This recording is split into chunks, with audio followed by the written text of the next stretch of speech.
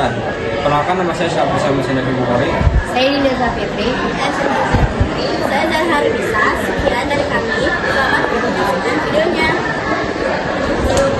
Kalian tahu gak sih apa itu kebakaran hutan? Jadi, kebakaran hutan itu adalah peristiwa terbakarnya kawasan vegetasi di alam yang tidak direncanakan, tidak terkendali, dan menyebar dengan bebas. Kejadian ini dapat menghanguskan pohon, semak, dan lahan di sekitarnya. Peristiwa ini dapat memicu kebakaran dan kerusakan lingkungan yang parah, serta menimbulkan berbagai dampak negatif. Nah, selanjutnya ada penyebab utama dari kebakaran hutan. Pertama, itu ada pembukaan lahan untuk pertanian dan perkebunan dengan cara membakar. Yang kedua, musim kemarau panjang yang membuat hutan kering dan mudah terbakar. Yang ketiga, kelalaian manusia seperti membuang puntung rokok sembarangan. Yang keempat, aktivitas ilegal pembakaran hutan untuk kepentingan ekonomi. Selanjutnya ada fakta mengejutkan mengenai kebakaran hutan. Kebakaran hutan bukan hanya merusak lingkungan, tetapi juga berdampak pada kesehatan masyarakat, ekonomi lokal, dan perubahan iklim global. Asap tebal menyebar hingga ke negara tetangga. Data dan statistik yang perlu kita ketahui tentang kebakaran hutan. Jutaan hektar hutan terbakar setiap tahun di Indonesia, serta kerugian mencapai triliunan rupiah, dan juga ribuan spesies kehilangan habitat alaminya. Nah, setelah kita mengetahui mengenai kebakaran hutan, apa saja yang bisa kita lakukan untuk mencegahnya? Yang bisa kita lakukan mulai dari hal-hal kecil untuk lindungi hutan kita. Jangan buang puntung rokok sembarangan, padamkan api unggun dengan benar, dan laporkan jika melihat asap mencurigakan. Edukasi keluarga dan teman tentang bahaya kebakaran hutan. Bersama-sama kita bisa mencegah bencana dan menjaga kelestarian hutan di Indonesia. Selanjutnya, saya akan menjelaskan tentang ciri-ciri.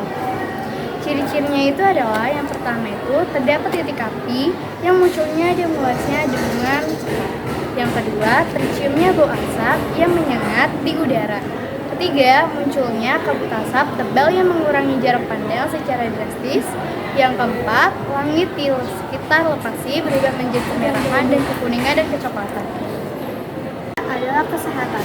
Timbulnya penyakit infeksi, saluran pernapasan, sesak napas, hingga iritasi mata akibat kabut asap. Yang ketiga adalah sosial ekonomi, tergantungnya aktivitas, transportasi, kerusakan lahan petani, dan menurunnya sektor pariwisata. Yang terakhir adalah iklim, melepas emisi karbon dioksida ke atmosfer secara masif yang mempercepat pemanasan global. Jadi di sini ada tindakan sebelum, saat, dan setelah bencana. Yang pertama, yang sebelum terjadi, tidak membuka lahan atau perkebunan dengan cara membakar hutan. Yang kedua, tidak membuang puntung rokok sembarangan di area hutan dan semak belukar. Yang ketiga, mematikan api unggun dengan sempurna dan memastikan tidak ada bara yang menyala. Yang keempat, selalu memantau informasi peringatan dini hotspot melalui laman resmi Kementerian Kehutanan. Saat terjadi, yang pertama, segera laporkan kejadian kepada pihak berwenang. Yang kedua, segera evakuasi diri ke lokasi yang aman dan jauh dari jangkauan api. Yang ketiga, gunakan masker penutup hidung untuk menghindari gangguan pernapasan akibat asap. Yang keempat, jika memungkinkan dan aman, padamkan api dengan peralatan seadanya, ada tanah, karung basah, atau alat padam khusus. Setelah terjadi, yang pertama, pastikan api benar-benar padam dan tidak ada titik api tersembunyi. Terus periksa kembali kondisi lingkungan sekitar dari kondisi bahaya susulan seperti pohon rapuh yang mudah tumbang. Terus yang ketiga, lakukan upaya rehabilitasi lingkungan seperti reboisasi dan pemulihan lahan. Yang keempat, yang terakhir, ada pemeriksa kesehatan anggota keluarga yang terdampak paparan asap ke fasilitas kesehatan terdekat. Upaya pencegahan kebakaran hutan dan lahan memerlukan kolaborasi antara pemerintah dan masyarakat dengan fokus pada yang pertama, tidak membuka lahan dengan cara membakar. Yang kedua, mengelola kelembapan lahan khususnya gambut. Yang ketiga, memantau deteksi dini titik api. Yang keempat, serta meningkatkan kesadaran masyarakat untuk tidak membuang puntung rokok sembarangan di area rawan.